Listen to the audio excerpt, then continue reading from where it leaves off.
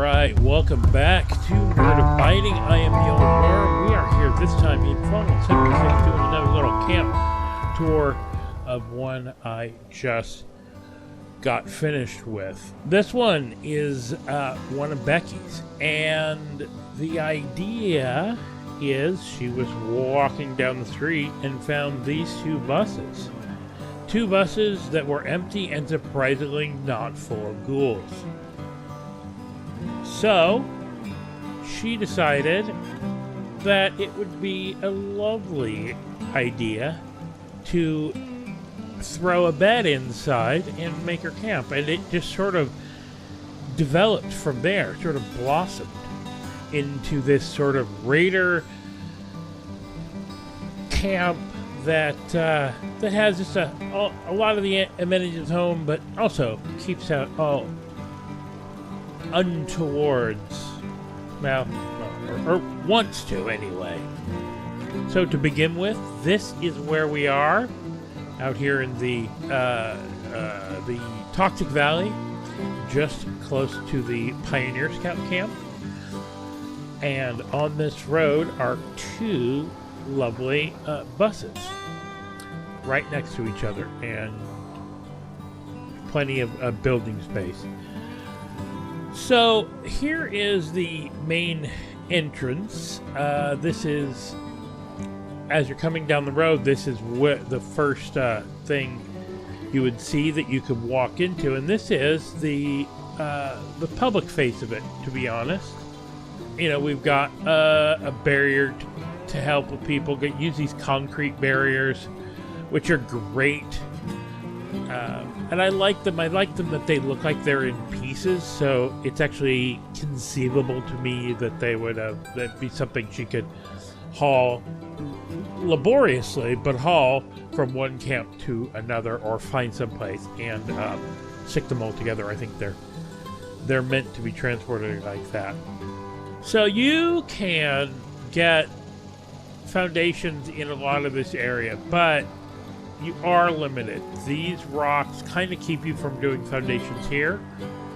So if you're going to do foundations, you have to be, really choosy. But actually, it is pretty forgiving.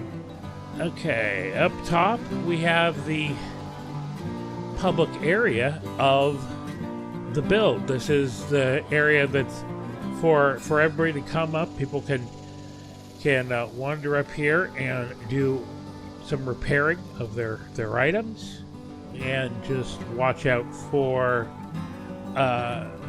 baddies in the area. Just got plenty of boxes. Use the fire canister there, the fire barrel. Sorry. My power are these two very loud wind turbines here. I think they fit really, really nicely, and they sort of choose... I think they fit in really nicely, and it serves to be something you can see from a distance as you're coming up to the camp. We've got all the crafting stations you're going to need here. Some of my legendaries are on display, and just a jack-o'-lantern and a cat topiary being chased by a death claw. Over here we also have your booze brewing and fermenting stations, if you are so inclined to do it. I never do myself, but can of course come up here and play your tuba, because why wouldn't you? And of course you've got your cooking station, your stove, and your chem station there. We've got a little seating area for people to enjoy whatever it is they just made, as well as some complimentary alcoholic beverages. Now, since I don't bother to make booze, I also don't have any Nuka Shine, so you're pretty safe at my camp. Downstairs is more of my quote-unquote private area. This is up here is for people who wander by to use, but Becky herself, she prefers to use crafting stations and stuff away from where everybody else is. Inside here, she has her personal stove, as well as a scrap box, her fridge, and her steel guitar, her steel slide dobro there. And of course a flamingo, because what's a camp without a flamingo? I put the weapon displays on the outside because getting things to go on the walls on the inside is an absolute beast. As we head into the bus, we got some lights up here on the ceiling. Those are actually pretty easy to get to fit in the bus. And we've got her bed, which I think also I was able to place without the rug glitch, but as you can see, with her bedside shelf, I had to use the rug glitch, and that of course is just to place down a rug, place the item you want to place, and then pick up the rug and bring it in. She's got her little drinking fountain in here so she can get some dirty water, and a stash box. As I said, getting stuff to stay in here on these benches without popping up was just extremely challenging. I've seen people do it, people who are more skilled than I, but I wasn't able to manage it. This is the best I could do. A little lighted sign here. I love those lighted signs.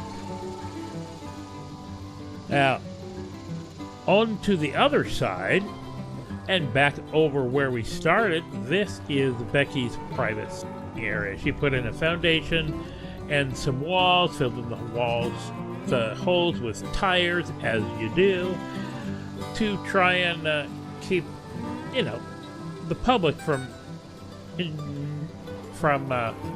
coming into her private crafting area here.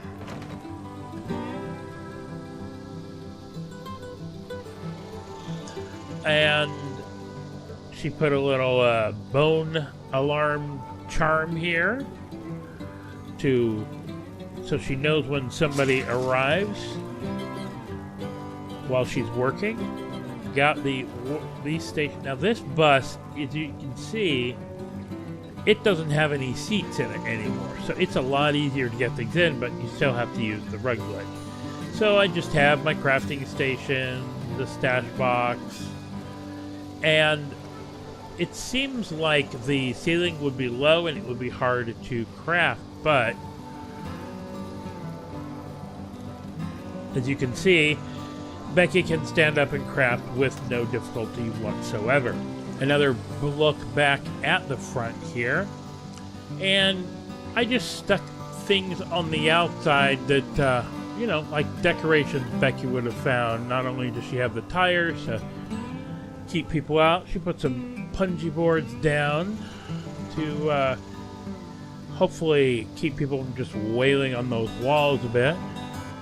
My turrets are minimal, but honestly there aren't that many spawns in the area. I just have the light here for light, really. That one's supposed to be moving, but is not. Mostly there's that sort of typical light glitch. So the build itself, I called The Last Stop. The posters here up on the wall make it kind of reminiscent of old roadside gas station exteriors. You'd see all these advertisements and stuff on the wall. It's called The Last Stop because the way I imagined it, this is why these two buses are here, is this is the last stop on the road.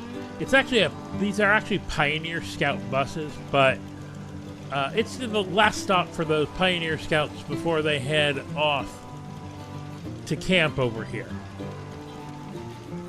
So that's why it's around the side, of course, since this was a last stop.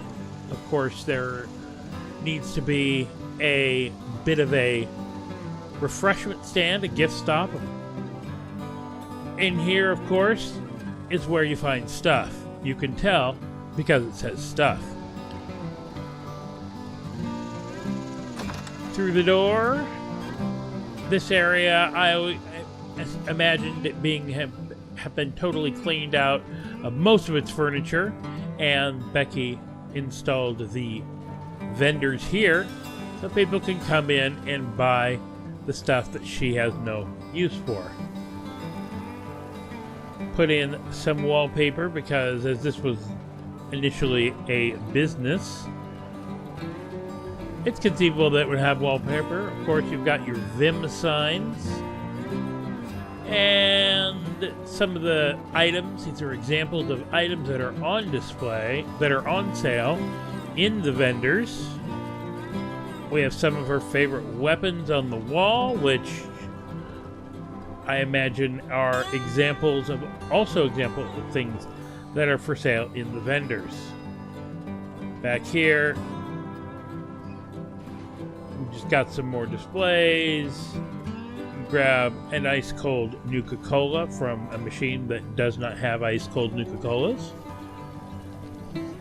This is this auto grenade launcher is just what Becky does to people who try to steal from her rest stop.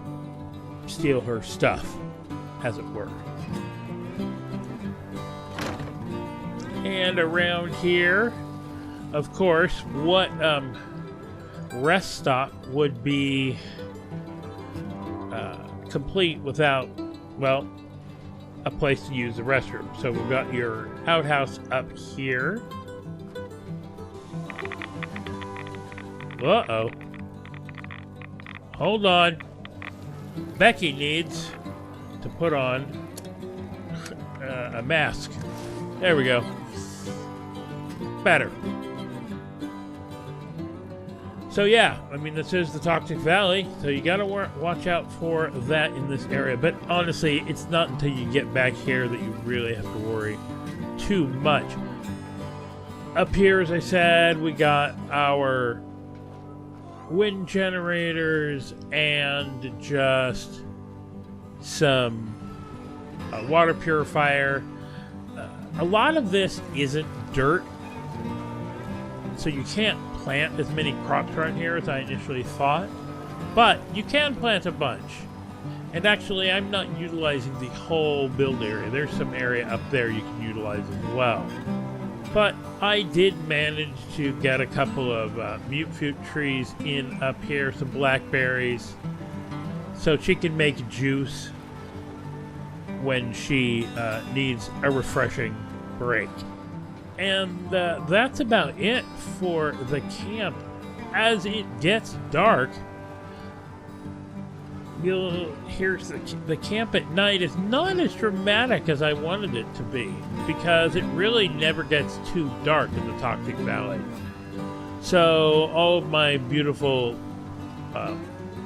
lamps and fire barrels don't go as much as I want, but you can see the lights inside the bus.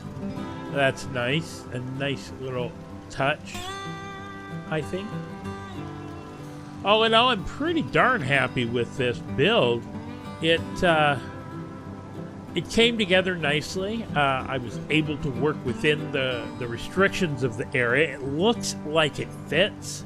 It looks like something you might find as a raider camp outpost in Appalachia. If it's not perfect in places, I'm okay with that. And that's about it for the last stop. So I'm going to do my next build. I have some ideas for it, and I hope you come back and see what I've managed to build then. Until then, y'all just keep on having fun and keep on building in Appalachia and Fallout 76. Later.